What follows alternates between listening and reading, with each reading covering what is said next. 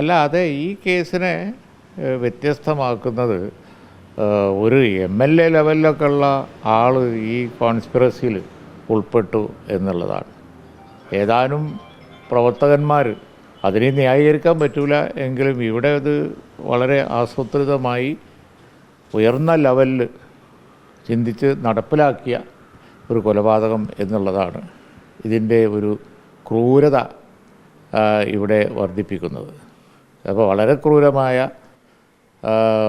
കൊലപാതകമായിരുന്നു അത്. അതിന് ശിക്ഷ ലഭിച്ചു എന്നുള്ളത് മാതൃകാപരമാണ്, മറ്റുള്ളവർക്ക് പാടായിരിക്കും. പക്ഷേ കുടുംബത്തിൻ്റെ വികാരം ശിക്ഷ പോരാ എന്നുള്ളതാണ്. കോൺഗ്രസ് ആ കാര്യത്തിൽ കുടുംബത്തിൻ്റെ വികാരത്തോടൊപ്പം നിൽക്കും എന്ന് പറഞ്ഞിട്ടുണ്ട്. അതുതന്നെയാണ് UDFിൻ്റെയും ഈ കാര്യത്തിലുള്ള അഭിപ്രായം, പാർട്ടിയുടെയൊക്കെ അഭിപ്രായം അതുതന്നെയാണ്. അല്ല, ഈ കൊലപാതകത്തിൻ്റെ ഒരു നേച്ചർ കണ്ടാൽ, അതിൻ്റെ ഒരു ക്രൂരതയുടെ സ്വഭാവം, ഗൗരവം കണ്ടാൽ ആരും അങ്ങനെയാണ് കരുതുക. ഇതിലേറെ ശിക്ഷ അവർ അർഹിക്കുന്നുണ്ട് എന്നേ കരുതൂ. മാത്രമല്ല, ഞാൻ പറഞ്ഞ പോലെ ഉയർന്ന ലെവലുള്ള ആളുകൾ, നേതാക്കൾ, MLA ലെവലിലൊക്കെ ഉള്ള ഒരു ജനപ്രതിയൊക്കെ ഉൾപ്പെട്ട ഒരു ഗൂഢാലോചന ഇതിൽ നടന്നിട്ടുണ്ട് എന്നുള്ളതൊക്കെ പരസ്യമായിരുന്നു. അതാണ് ഈ കേസിലെ ഏറ്റവും ഗൗരവമുള്ളത്. അപ്പോൾ അതുകൊണ്ട് കുടുംബത്തിൻ്റെ വികാരം തന്നെയാണ് ശിക്ഷ പോരാ എന്നുള്ളത്. ആ വികാരം അസ്ഥാനത്താണെന്ന് നമുക്ക് പറയാൻ കഴിയില്ലല്ലോ.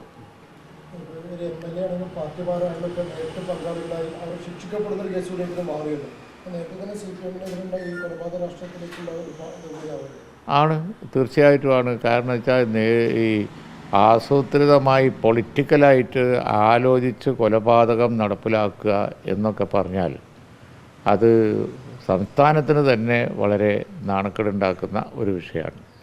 മാത്രമല്ല, കേരളത്തിൽ അത്തരം സംഭവങ്ങൾ തുടരെ നടന്നിരുന്നു.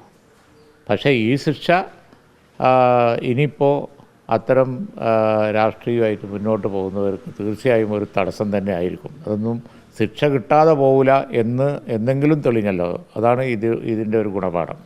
ശിക്ഷിക്കപ്പെടുന്ന ആളുകൾക്കൊപ്പം പാർട്ടി ഉണ്ട് എന്നുള്ള സന്ദേശം കഴിഞ്ഞ കുറച്ച് ദിവസങ്ങളായി വരുന്നുണ്ട്. ഇപ്പോൾ മറ്റൊരു കൊലക്കേസിലെ പ്രതി ശ്രീജിത്തിൻ്റെ വീട്ടിൽ കണ്ണൂർ സിക്കും ജില്ലാ സെക്രട്ടറി വരുന്നു, മുൻ ജില്ലാ സെക്രട്ടറി വരുന്നു, കൂടുതലെ കൊടിസൂരിയുടെ പരോളുമായി ബന്ധപ്പെട്ട്. അപ്പോൾ അവർക്കൊപ്പം വീണ്ടും പാർട്ടി ഉണ്ട് എന്നതുകൊണ്ട് തന്നെ ഈ ശിക്ഷ വിധിക്കണം മാത്രമല്ല മാറുന്നത്. അതാണ് ഈ കൊലപാതകങ്ങൾ പിന്നെയും ഇങ്ങനെ അടിക്കടി നടക്കുന്നതും കഴിഞ്ഞ കാലങ്ങളിലൊക്കെ നിരന്തരം സംഭവിച്ചതൊക്കെ. എന്ത് ക്രൂരകൃത്യം ചെയ്താലും നോക്കാൻ ആളുണ്ട്, തെറ്റ് ചെയ്തവരെ ആ നിലക്ക് കാണാതെ നോക്കാൻ ആളുണ്ട് എന്നുള്ള ഒരു നില വരുന്നത് അതായിരുന്നു ഇവിടുത്തെ ഏറ്റവും വലിയ ഒരു ഗൗരവമുള്ള ഒരു നിർഭാഗ്യകരമായ അവസ്ഥ. ഇനിയെങ്കിലും അതിനൊരു മാറ്റം വരട്ടെ എന്നാണ് ഞങ്ങൾക്കൊക്കെ പറയാനുള്ളത്.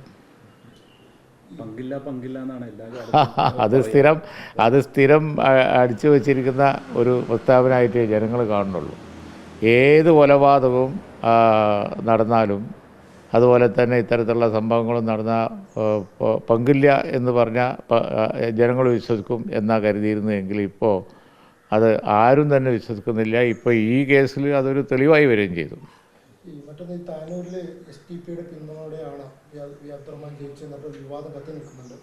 അബ്ദുറഹ്മാൻ വന്ന വഴി മറക്കരുതെന്നാണ് STP പറഞ്ഞത്. STP തവണ അബ്ദുറഹ്മാൻ തയ്യാറായിട്ടുമില്ല. അല്ല, അപ്പോൾ ലീഗിനെതിരെ എല്ലാ ആളുകളെയും സംഘടിപ്പിച്ച് സാമ്പാർ മുന്നണി ഉണ്ടാക്കിയാണ് ഇവരൊക്കെ എവിടെയെങ്കിലും ജയിച്ചിട്ടുണ്ടെങ്കിൽ ജയിക്കാറുള്ളത് എന്നുള്ളത് എല്ലാവർക്കും അറിയാലോ. സാമ്പാർ എന്ന പ്രയോഗം തന്നെ വന്നത് അങ്ങനെയാണ്. സാമ്പാറിൽ എല്ലാ തരം സാധനങ്ങളും ഉണ്ടാവും എന്ന് പറഞ്ഞതുപോലെ അതിനകത്ത് SDPI ഉണ്ടാവും, BJP ഉണ്ടാവും, എന്തുണ്ടായാലും വിരോധമില്ല, ലീഗിനെതിരെ ആയാൽ മതി എന്നായിരുന്നു മലപ്പുറം ജില്ലയിലെ നിയമം. അതിപ്പോൾ പരസ്യമായ രഹസ്യമാണ്. അവരാണ് പിന്നെ തിരിഞ്ഞു നിന്ന് ലീഗിനെ കുറ്റം പറയുന്നതൊക്കെ. അതുകൊണ്ട് തന്നെയാണ് അതിന് യാതൊരു വിലയില്ലാത്തത്. ഞങ്ങളാണ് ഇത്തരത്തിലുള്ള സന്ദർഭങ്ങളിലൊക്കെ ആദർശം പിടിയാതെ തീവ്രവാദത്തിന്, അത് ന്യൂനപക്ഷ വർഗീയത ആയാലും ഭൂരിപക്ഷ വർഗീയത ആയാലും ഒരുപോലെ നിന്ന് ഫൈറ്റ് ചെയ്തത് ലീഗാണ്. അതിൻ്റെ തെളിവാണ് ഇപ്പോൾ അവരെന്നെ സമ്മതിക്കുകയാണ്. ലീഗിനെതിരാണെങ്കിൽ ഞങ്ങൾ പിന്തുണ എല്ലാം സ്വീകരിച്ചിട്ടുണ്ട് എന്ന് പറഞ്ഞിട്ടുണ്ടെങ്കിൽ അതിൻ്റെ തെളിവാണ്. PV അൻവറിൻ്റെ ഒരു ജനകീയ യാത്ര നടക്കുന്നതിൽ മുസ്ലിം ലീഗിൻ്റെ ഭാരവാഹികളും അതിൽ പങ്കെടുക്കുന്നതിന് പോസ്റ്റർ PM പുറത്തുവിട്ടിട്ടുണ്ട്. എന്താണ് അതിൽ? അല്ല, ഇത് UDF തീരുമാനിക്കേണ്ട ഒരു വിഷയം എന്നുള്ള നിലക്കാണ് നമ്മൾ കാണുന്നത്. UDF തീരുമാനിക്കേണ്ട ഒരു വിഷയമായിട്ടാണ് അതിപ്പോഴും ഇരിക്കുന്നത്. ലീഗിൻ്റെ ഭാരവാഹികൾ അതിൽ പങ്കെടുക്കും? അല്ല, അത് UDF തീരുമാനിക്കേണ്ട ഒരു വിഷയം എന്ന് പറഞ്ഞാൽ അതിൻ്റെ എന്ത് തീരുമാനമാണെങ്കിലും അത് UDF ലെവലിൽ നിന്ന് വരണം. ഞാനൊറ്റക്ക് അതിൽ അഭിപ്രായം പറയുന്നില്ല. UDF തീരുമാനിക്കുക എന്നുള്ളതാണ്. പങ്കെടുക്കാതിരിക്കുക UDF ആണ് അത് സംബന്ധിച്ച് അഭിപ്രായം പറയേണ്ടത്. അല്ല, അതാണല്ലോ ഞാൻ പറഞ്ഞത്. അത് UDF ആലോചിക്കട്ടെ. UDF ആലോചിച്ച് തീരുമാനിക്കുമ്പോൾ പങ്കെടുക്കുകയോ പങ്കെടുക്കാതിരിക്കുകയോ അതൊക്കെ UDF ആണ് അതിന് പറയേണ്ടത്.